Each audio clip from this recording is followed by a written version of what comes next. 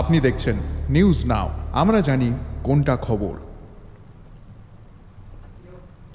খারাপ আবহাওয়ার কারণে কেদারযাত্রা স্থগিত 2 দিনের জন্য। উদ্ধার করা হলো আটকে পড়া 737 জন পুণ্যার্থীকে। আবারও জানাই যে খারাপ আবহাওয়ার কারণে কেদারযাত্রা স্থগিত 2 দিনের জন্য। উদ্ধার করা হলো আটকে পড়া 737 পুণ্যার্থীকে।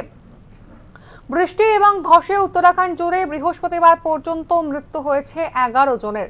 আবারও জানাই যে বৃষ্টি এবং ধসে উত্তরাখণ্ড জুড়ে বৃহস্পতিবার পর্যন্ত মৃত্যু হয়েছে 11 জনের। গুরুতর জখম হয়েছেন 8 জন। রুদ্রপ্রয়াগে ভারী বৃষ্টি হচ্ছে বলেও জানা গিয়েছে। আরো 48 ঘন্টা অতি ভারী বৃষ্টি হবে বলে জানিয়েছে আবহাওয়া দপ্তর। কেদারনাথ যাওয়ার পথে ভীমবলিতে বুধবার মেঘ ভাঙা বৃষ্টি আর ধসের কারণে আটকে পড়েছিলেন বহু পুণ্যার্থী।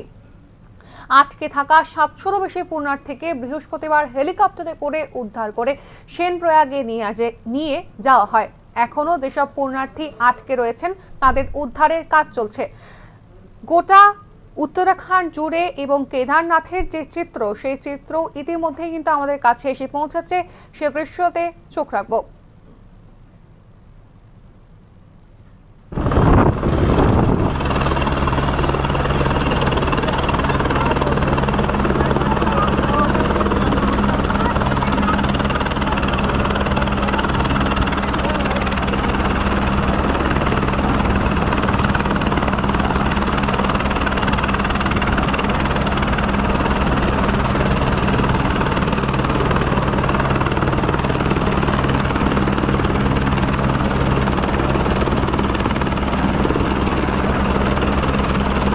बंद कर दिया।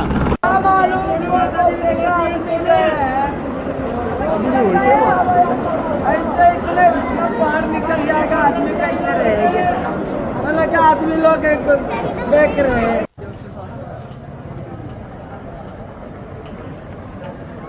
पूरा चाहिए था, अरे पूरा अच्छा हुआ। तब तो पक्की पहाड़ी बचेगी। पूरा टूटना चाहिए था, पूरा पक्की पहाड़ी का बन जाने ना। पानी भी आएगा, पानी भी आएगा।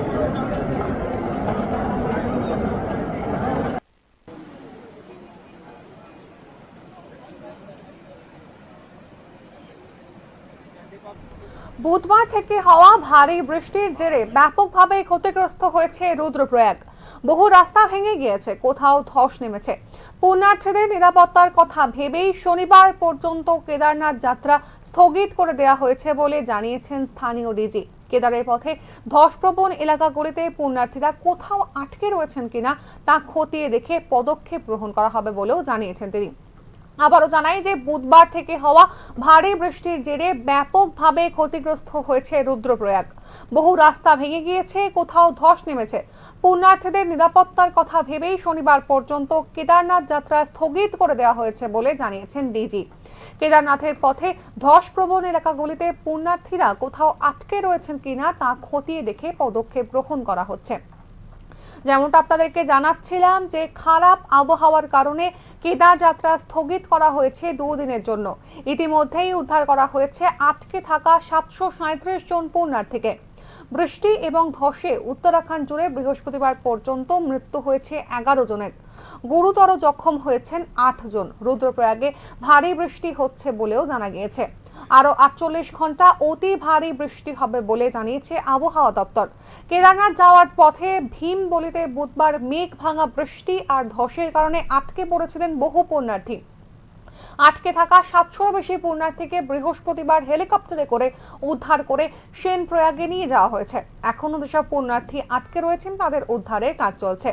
বুধবার থেকে হওয়া ভারী বৃষ্টির জেরে ব্যাপকভাবে ক্ষতিগ্রস্ত হয়েছে রুদ্রপ্রয়াগ। বহু রাস্তা ভেঙে গিয়েছে, কোথাও ধস নেমেছে। পুণ্যার্থীদের নিরাপত্তার কথা ভেবেই শনিবার পর্যন্ত কেদারনাথ যাত্রা স্থগিত করে দেওয়া হয়েছে বলে জানিয়েছেন ডিজি।